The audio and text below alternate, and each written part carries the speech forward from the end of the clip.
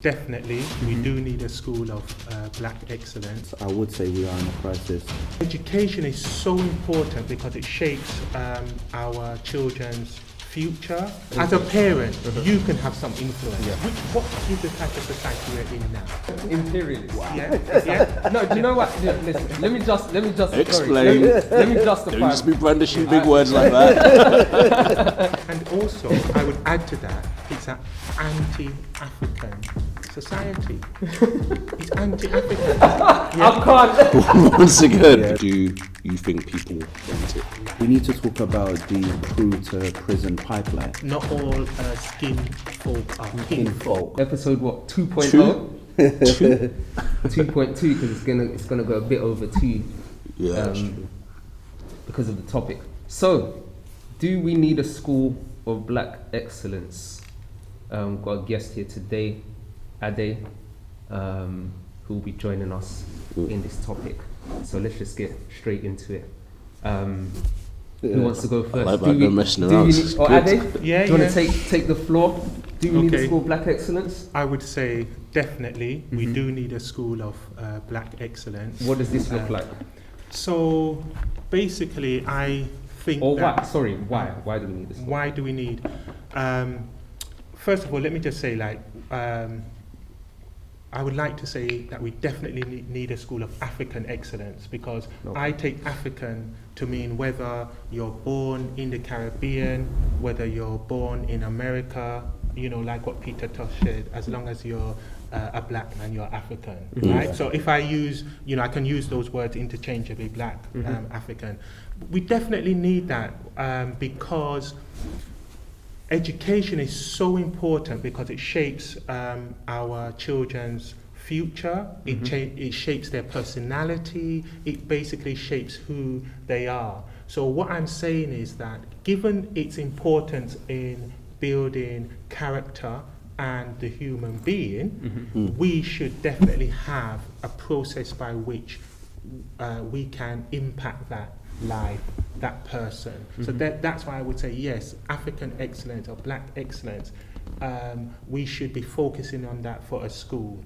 How we deliver that, how we get there is open to debate, but that should be the aim, definitely. Whether some people may say, okay, we need to have our own schools, what I would say to that is, let's start from where we are and then build from there. So for example, I'm part of an organization called Parents Action Resource Center, and we have a Saturday school. So we aren't waiting until we have enough funds to then open a school. We are starting from where we are, a group of parents. We've come together to say, this is what education should look like, and we're for ourselves. So basically, I'll just stop there as a open, really. Yeah. A few other cultures, they have Saturday schools. I know a couple of my Muslim students, they go to schools. One in particular, she goes to mosque on Saturday and Sunday. I know the Sikhs, they have like a Saturday school as well. So you can definitely see the benefits from the religious perspective and how it keeps them intact and it keeps them, I guess, religious centric. I think for us, we definitely need an alternative. Would I say that we are in a crisis? I would say we are in a crisis, and that means we need radical alternatives. And if you look at this Guardian article, the main headline is exclusion rates 5 times higher for black Caribbean pupils in parts of England. Without going into the intricacies, that's an alarming stat. So rather than us just wait for this change that we've been waiting for a long time. I'm in my 30s, my mid-30s. Black Caribbeans have been at the bottom since I was in school. Or second from bottom. We were interchanging with black Africans. So the wait is over, and there has to be an alternative. And I'll just leave it there. Yeah, I think Carla said the same thing in his book Natives, because he went to a Black Caribbean Saturday school. Yeah. In the 90s. Yeah. And to be fair, growing up as well, my mum sent me to Black African Saturday school where we did homework and then we learned keyboard. We have as a musical homework stage as well, and a drama, creative arts when we lived in Peckham. And yeah, I loved it. It was like a part of a bigger, wider community, and it was there to serve the community. And I feel like maybe the need or the necessity for like Black excellence, like Saturday school or secondary school or universities, because maybe a lot of people are concerned that the current education climate and the curriculum as it stands maybe doesn't help and enable Black children to reach their full potential, to become the successes that they have every right to be. Yeah. I think that's probably one of the biggest concerns from a lot of parents and to-be parents. Yeah.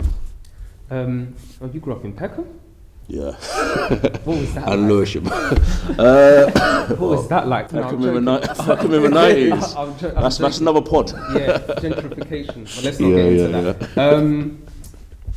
What did we touch on? You touched on religion, which is something that we touched on before, in the sense of if you are going to set up a school, those are one of the routes which you can take to set it up. Yeah, free schools. Now, a school Say of Black it. excellence, Say it. Say- That's our biggest problem. setting something like that up, how would we go about that? Yeah, that's the biggest problem And because I think the thing that I said straight away was private. That's the only route that I can see it happening, is by setting up a private school. Then we spoke about then it will exclude certain students who can't afford. Then we went into scholarships, but then the scholarships also where will the money come from? So I think it's a numbers game, really. You see, I have a different approach in the sense that I always say that start from where you are. And if we look at this as a war, and I don't want to use the word, to be sensationalist, but put it this way: if we say, as you said that we are in a crisis situation, right? Okay, let's use that because war may be too dramatic, but we're in a crisis I situation. mean, the way people go to war these days, it's not dramatic. It's like you can just wake up, feel like I want to go to war, so you just go to war. So You went there. if you when you're facing your opponent and they have a numerical advantage, there's a tactic that you have to use against them. In every situation, there will be a tactic, an opposing tactic. And I think for us, we have to look at the guerrilla warfare and use some of those concepts. So what does a guerrilla do? A guerrilla uses the weapon of his or her opponent against them. Okay, so you capture true enemy weaponry and so on. So like if you have as any space that we can have access to, we should be using to create that school that we want. Yeah. If it is the case that there's a lot of money already, then yeah, go ahead, do that. Do you know what I'm trying to say? I'm just saying that there should be no barrier now to really having and using whatever space we can get. Obviously people may say they may take away that space and do whatever, but I'm just saying let's start something from where we are and go from there, and then continually have the discussion, as you're saying, about whether it's how we're gonna raise the funds and that kind of thing. But we have to for example, if you are governing a school, right, you can open up that school on the weekend.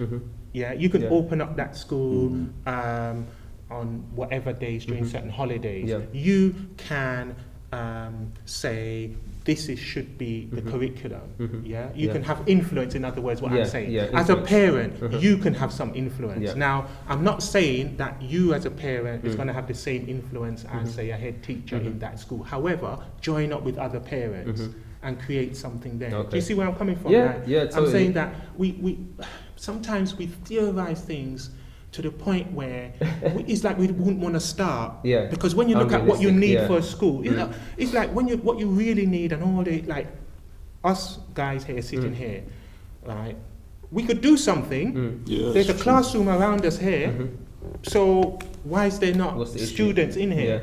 I think, do you know what it is? I think it's this whole image thing. We are very much image driven. So if there's no physical building that we can put a physical name to it, like, and say that's our school, I think this is what deters people from taking your stance on it. I'm all for what you said. It's about utilizing the tools and the cards that we've been dealt. Yeah. You know, if there's space, utilize the space. Do you think people want it? Like Mel's Owuzu is Yeah. PhD Excellent graduate at question. Cambridge, who's started a crowdfund for the free black university. I think he started it 2 years ago. I think he's raised so far about 177,000. That's okay. It's a good start. COVID aside, surely with that amount of money and hopefully in a year's time with the resources he has from his graduate friends at Cambridge as well as other intellectuals and academics he must know, the potential for a free black university is literally at our doorstep. But do you think people want it? Very good question. This is what I'm saying. I think things sound good. I think we like things to just sound good, and complaining sounds good as well. Like, we've normalized complaining, moaning, and once you normalize something, that's literally what it's what it says on the tins. It becomes normal. So, do people actually want it? I think it's a really fundamental question, you know. What is the type of society we're in now? Okay, let's examine that. By that I mean Imperialist. exactly capitalist. No, imperialist. Wow. Yeah. No, do you know what? Listen, let me just Explain. Let me justify. Don't just be brandishing big words like that. Excuse me, my honourable gentleman. Us imperialism is nothing other than the high end of capitalism. Agreed. That's why I use the term imperial. I don't mean like ships that. on a crusade, you know. I know. This is now Roman territory. This is British territory. I don't mean it in that sense. And also, I would add to that, it's an anti-African society. It's anti-African. I can't. Once again, That is, you gotta break this down. you got to explain, guys. You got to. Wow. You can't be bringing out these phrases and not saying. Loving It's an this. anti-African Come on, let's society. go. Let's get started. Tell me more. I put something No, in let's there. get started. No. I'm sorry, guys. It's because he said you went crazy over imperialist. Actually, the term. You took I it took it to another level. You went out the door. It's like He took it a step further. But I have to add on that. No, I have that's to add on fine. the No, imperialism. go for it. So remember how imperialism came about. Imperialism came about because, you know, the theft of the islands in the Caribbean from the native people and the theft of North America from the native people that were there. The transportation of Africans and enslaving them on kidnapping and putting them on these concentration camps, which they call plantations, to really work for hundreds and hundreds and develop wealth. Yeah. So out of that then must come theories to justify the dehumanization of those particular people. So the society is, and the education system contains that anti-African sentiment within it. So if you understand that, in my very bad way, I mean, a philosopher would break it down much better, but that's not, therefore there's no surprise that you get these high exclusion rates. It's no surprise that you get in terms of the attainment gap. It's a consequence of that anti-African. And don't forget the universities were one of the pillars of that. Remember, some like Hegel was talking about, you know, African, you know, they know nothing about history. They're not even part of history. What's the other philosopher? Kant, you know, said something like, you know, because this person said something, he must be stupid because he's black. So these are the pillars. I've just mentioned two. There's others that go on and say the same thing, but I've just mentioned two of European societies' top thinkers, and that's what they had to say about African people or people who are black. So Yeah. therefore, from that is the foundation, that is the knowledge. Yeah. There's a problem, isn't there? Yeah. So I've lost a bit of track on the point. What was the we were talking about? Into imperialism, capitalism, what type of society? No, Okay. do they want? No, it's very. Yes, do they yes, want? it's So very therefore, neat. okay, Yeah. So therefore, we are as African people now, we're caught up in this system. Then we obviously want to aspire to the same things that everybody else is wanting. Yeah, we've not. So the question is, do they want it? Is really debatable because we're caught between surviving, which is getting a house, getting all the things you Your need, your basics, which is human you needs, can't yeah. knock anybody No. for that. No. But at the same time, we want a piece of the pie that's based on African and our destruction or debasement. Do you see what I'm trying to say? Yeah. Does that make sense? Yeah, So makes sense.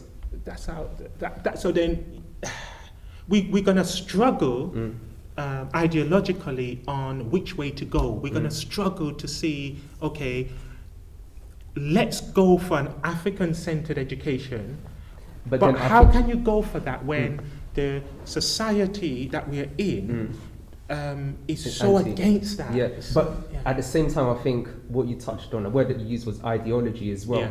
is that if we was to move forward with this, or if anyone was to move forward with this, is what route, how would the curriculum look? Because there will be a debate in itself Yeah. with the curriculum. And the first thing that comes to my mind is religion, because that's one of the big conflicts within our community is religion. Some believe in ancient Kemet, others believe in the Abrahamic religions, and that in itself causes major conflict. So I think if we were to have a quote unquote a school of black excellence, religion would have to be something that everybody agrees on. You don't have to teach religion. You can keep it basic. You can start off with the basics, and that's your math, science, English, or STEM. If you want to go down that route, or something more innovative. Are we talking like university level? We're talking secondary level here, because if we're talking I'm like. talking secondary level personally. Oh, okay. I see. Secondary level would be a start. So why? So we need to talk about the Proto prison pipeline. So I've just got some stats here. 60% of the prison population were permanently excluded. Now that's just holistically. That's not specifically to blacks, but let's connect the dots. If you look at black Caribbeans are 5 times more likely to get excluded, they're going to those PRUs, and then 60% of the prison population were permanently excluded. Again, I have to be cautious because the stats are not, black African, black Caribbean specific, but I'm sure everybody knows where I'm going with this. If a majority of people in the prison population are coming from backgrounds of permanent exclusion, then, and a large proportion of those permanent exclusions are our own, then surely that should be a big enough why for something radical to change, and really supports the argument that maybe doesn't support the argument because you need to encompass other areas, maybe police stop and search, but definitely isn't a start to support the idea that this state right now in the UK is anti-African. Yeah. Definitely. Yeah. Definitely. Yeah. I mean, the stats across the board, as you said, stop and search. COVID recently, a whole bunch of statistics came up to show you why there was this disproportionate death rate amongst What you touched on, African Caribbean people. sorry, about the stop and search. And again, I said this last time, and I firmly believe this, is that the education system is like the criminal justice system, and that what you said about anti-African society supports that, because teenagers or young black boys or girls are seen, females are seen as are perceived to be older, which is why they're quicker to sanction them, or their sanctions are much harsher than their quote unquote counterparts. So that's why it's quicker, or they take the harsher route of permanently excluding, because you can get a 13-year-old and be like, you can perceive that person as being an 18-year-old, and say you should know better. So based on your actions, I'm going to sanction you like an adult. And this is what the criminal justice system does also. You know, they'll see that you're 18. So we've seen this time and time again. You go, you know, one person commits a crime. You know, we commit the exact same crime. One gets thrown a book, the other one gets thrown a library. Literally, that's what it's like. And even more recently, you know, the girl that was strip searched whilst on her period, asked to remove her sanitary towel because they could smell cannabis on her, a class C drug. You know, this is not a narco state.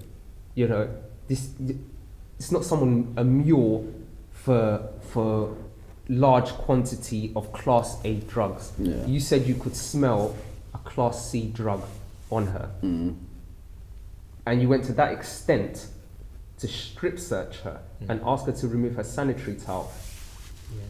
This is why I'm saying that these theories from way back generate certain stereotypes. One of the stereotypes is, you know, the violent, quote unquote, black male, and then that then leads to a particular type of policing, okay, and a particular type of disciplining in the classroom. When it comes to particularly boys, and as you said, African Caribbean boys, okay. So it's not coming out of nowhere, and then this dehumanizing. Remember, that's the word I used before in terms of talking about, you know, the genesis of this system. That is what is going on with that young person, whereby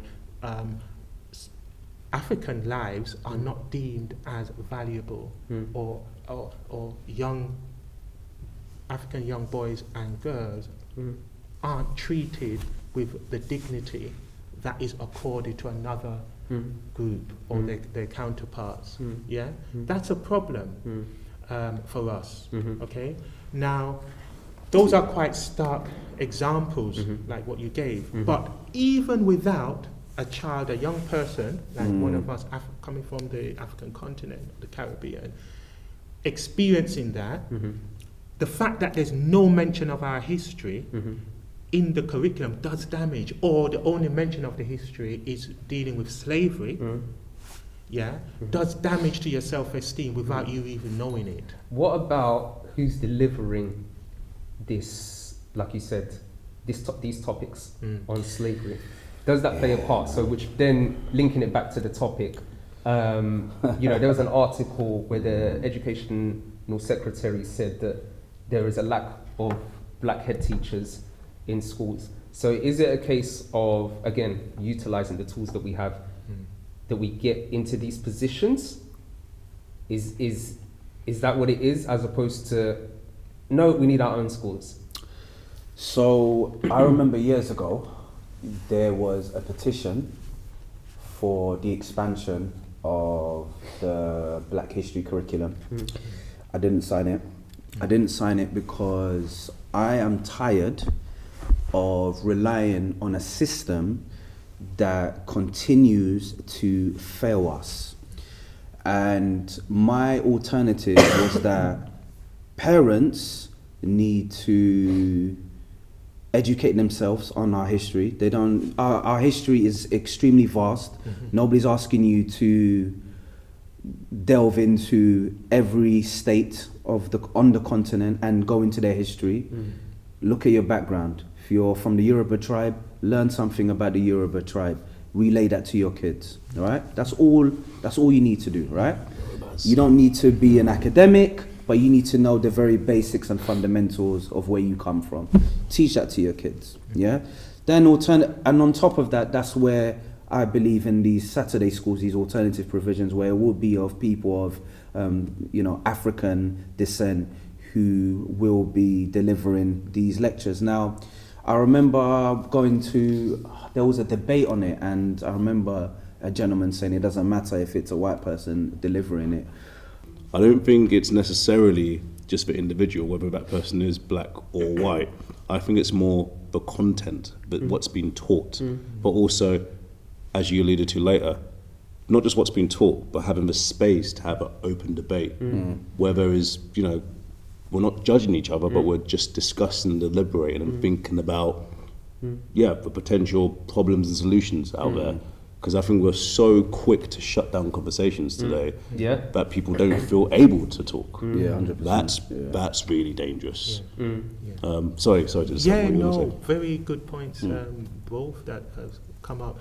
I'm going to sound a bit contradictory because there is stats that support what you're saying, that a child that is taught by somebody, any child that's taught by somebody that is from their background is positive for the child in terms of engagement, learning, etc. The stats from the 80s show that. So I do go along with that. However, I do think that somebody else, like a European teacher, if they have the right education and the right knowledge on the content, they can deliver, because they will be sensitive when they are approaching that topic and do it in a particular way. I mean, now that's rare. Yeah. We have to, but it No, does but happen. It does happen. It happens. Equally, it happens for the other way around. For Israel. You love starting all of these big controversial topics, and when you just drop it, you just leave it there, just dangling. What did I do? Just airing out. Listen, I've witnessed this with my own two No, eyes. I know. I've seen Go back. Being sanctioned for lack of sensitivity when certain topics are being taught. Yes. Versus when other topics are being taught. Yeah. That's true. There's a higher level of sensitivity for certain topics. Yeah. And zero tolerance for insensitivity that comes in any way, shape or form. Yeah. But don't forget, remember, in an anti-African society, There you go. they're not going to be sensitive towards our needs and concerns, and our experience tells us that anyway. Yeah. So I agree with that, but it is possible, and we have to focus on the content rather than the person, because equally you can have an African person who says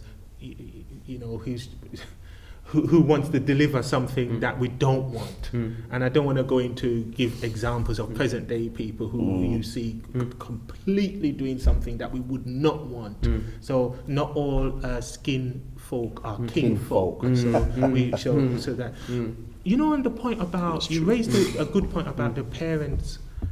What I find, in the Saturday school and park, we find that parents themselves haven't been taught this history.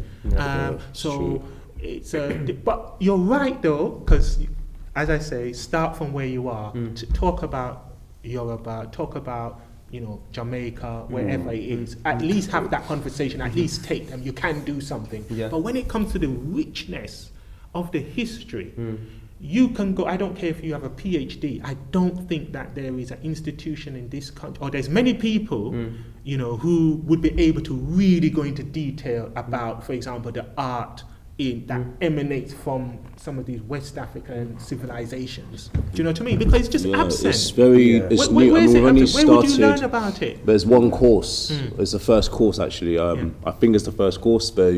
We're discussing it a lot in Birmingham University, but I know Goldsmiths is one of the first places to have a Black History Literature module. And I think Birmingham University is thinking or toying about doing it themselves as well, which would be fantastic, right? So we've got one place in Goldsmiths University, which is great. But if there was an article about, I can't even pronounce the name properly, I think it's Shelm Mataluko, an article about this topic like 2 years ago, and she said like if universities like are spaces for us to learn and unlearn harmful mistruths as opposed to like perpetuating them, surely universities are complicit, but they're not the only problem. So therefore, because they're not the only problem and they're not like solely responsible, it can't just be education. I think education is definitely something we need to talk about, and it's really important. But where do all of these things stem from that makes the lives of young black children very difficult? Yeah, I mean, another area could be unconscious bias as well. That's a big thing. So a lot of my pupils cannot articulate why they're being treated harshly, but feel it and say they're being treated unfairly, but get angry and stutter and are mixing up words, swearing, using expletives, but unable, and probably don't understand that they're dealing, or they're, you know, as this is as a result of unconscious bias Or microaggression. or microaggressions. And I think that's part of the problem. And when they do get to a stage where they do understand that, it's, I mean, let's just have it right here. Sometimes a lot of our kids, they have a very strong "I hate white people" narrative, because that's just, it's all that. It's almost like that empowerment. Yes, I know now what it is. They would treat me unfairly, and now it's Well, that's like, racist. It's yeah, racist. It's that's racist. it. And It's racist, yeah. that's the problem, man. We have a big problem. Unconscious bias still isn't, I don't think, being taught properly. I think the link that's true. between the police and teachers and the education system is massive. I see exactly the same way they treat our kids. Even myself. Oh I'm yeah, so honest. Oh my I've fallen gosh. into that trap, Even and that's the myself. reason why I came out of that trap. Yeah. And then I see my peers fall for that same trap, but continue to What's the trap? Explain a bit. Okay, so I'll break it down for you. Yeah, I'll break it down for you. I don't mind. We are, what's the word? Streamlined? Is that the word? Streamlined into a particular role, or a system within the system, which is pastoral. Okay. In pastoral, what you deal with is behavior. Okay. You can go and look up the meaning of the word, but let's not sugarcoat it. Oh, dear. You're dealing with behavior and attendance. Okay. You're making sure that the kids are in school, their welfare, you've got their best interests at heart, etc., etc. No. Yes. You can go and look up the job description. Yeah. But, so heads of years, deputy heads of years, pastoral support managers, pastoral managers, etc. Different schools call different things, yeah, heads of houses. So what you do is, you're responsible for sanctioning the kids at the highest level.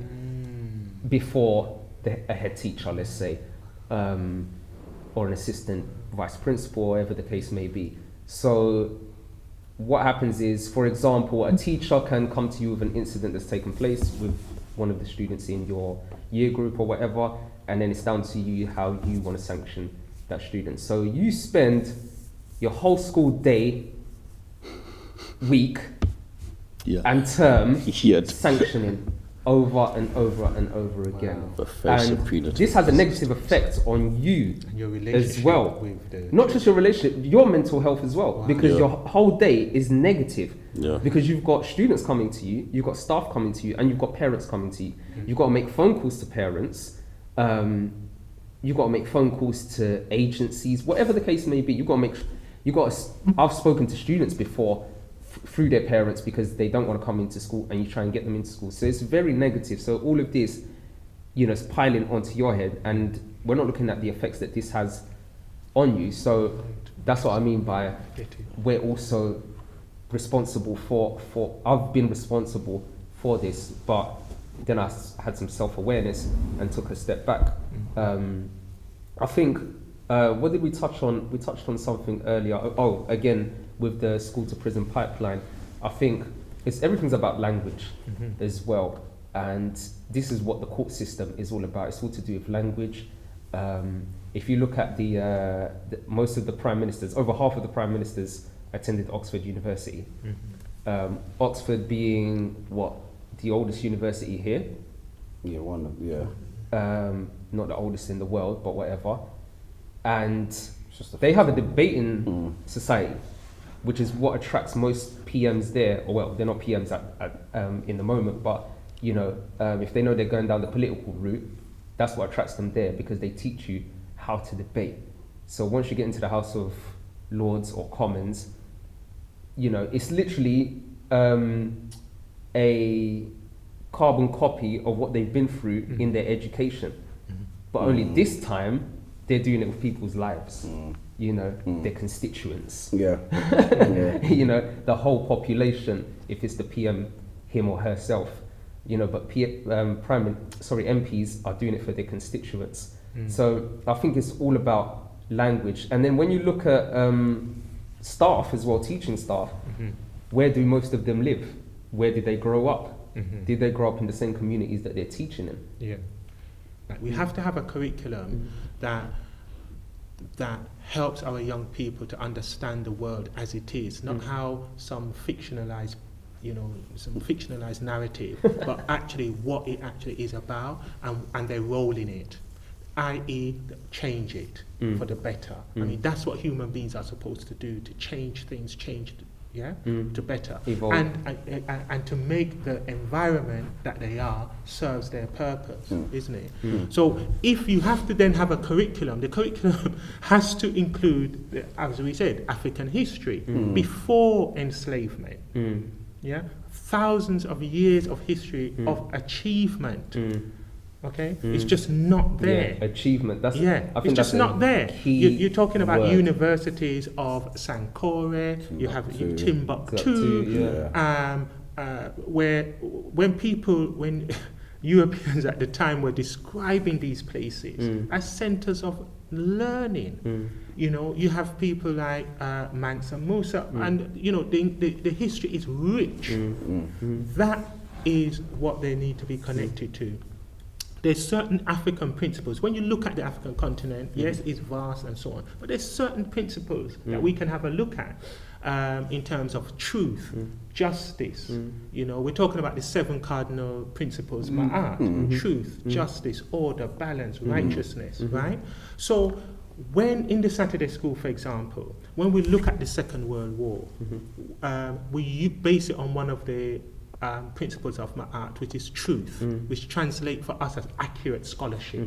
So we have to mention the African and Asian soldiers as part of that. We can't exclude that.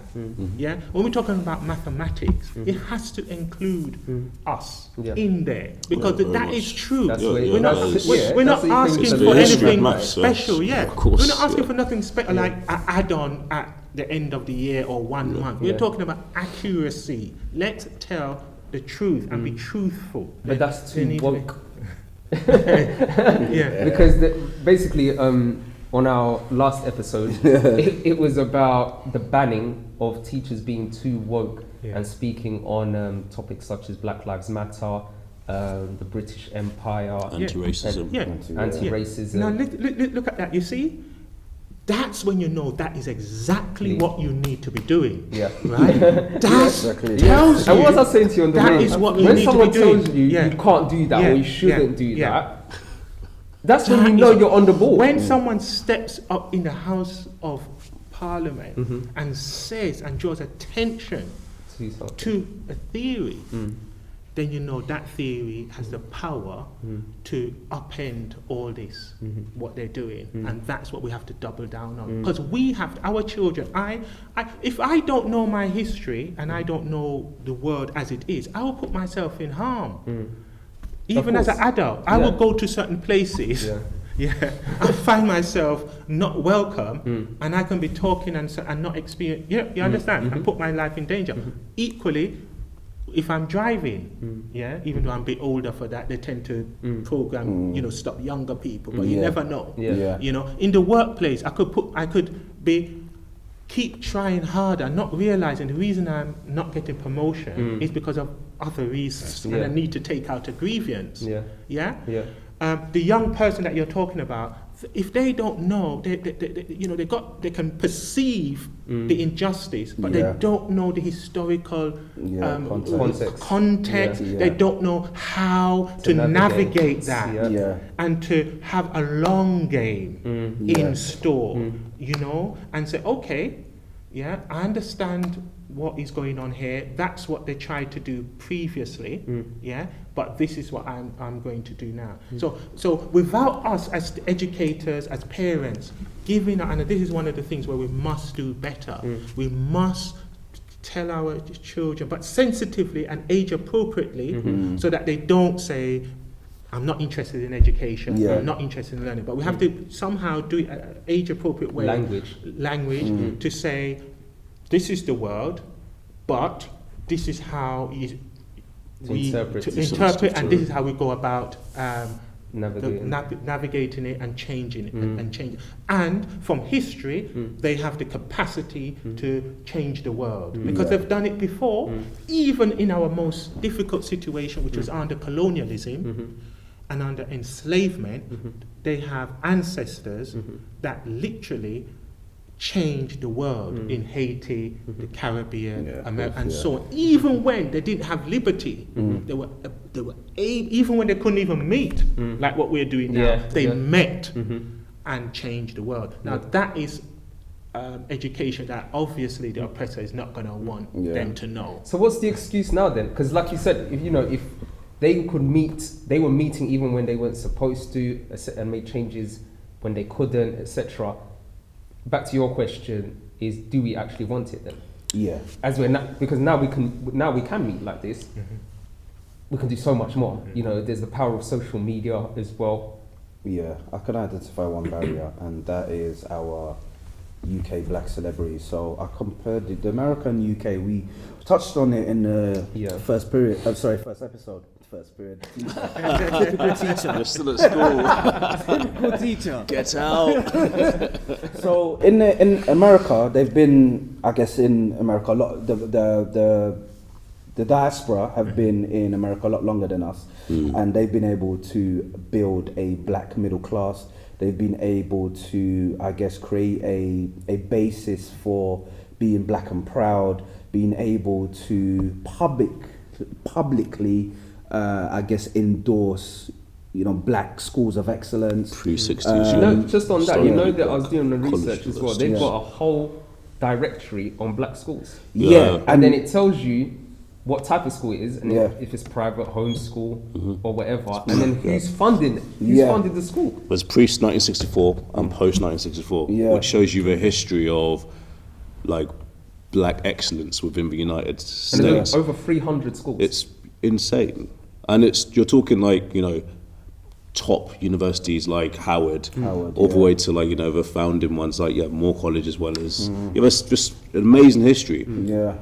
I still struggle to figure out where we fit in as black British UK like in terms of our histories are entirely different. Our histories are entirely different, but why didn't that happen here? It really gets me like, I don't know, uneased. I don't know. I think it's a bit different here. So I still think we're playing catch up. So we're still in, I guess, the period of where we still have the affinity to the oppressor system, and we're still not strong enough to say to ourselves, actually, enough's enough. Let's stand on our own. One example, oh my gosh, do you know what? I'm a massive boxing fan.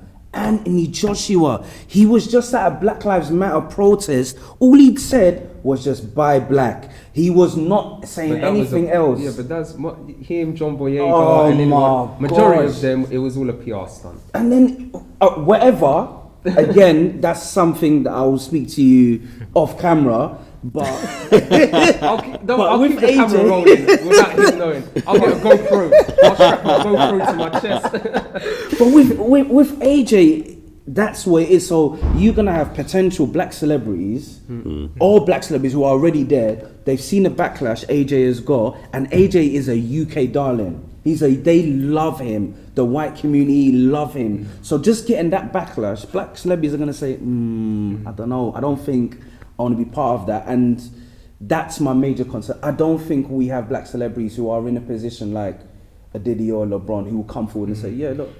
I think, the history is different, and also population does matter, size does matter. Yeah, very true. So where you've got a mass like that, then you're going to get a certain percentage of the progressive wing that is able to start and do things. So I think we're a bit constrained by the size that we have available, and then the length of time. Over generation. Plus, the US is very segregated, as you know. So different from here, there's no choice sometimes. Okay. So on that note, let's wrap it up. We might need a part 2. I think that does need a part 2. I think that needs a part So I think we talk about we need a recolonizing part the 2. education curriculum, and how that is a difficult. Yes. Even the language of that is difficult and Okay. interesting. One other so, thing, we need to talk about health. We never ever talk about health, and that is very important for the African diaspora. We need to talk about health. That always gets forgotten. Are you talking about lunch in school? Mate, that's just the beginning. Wow. The tip of the iceberg. Right, next time.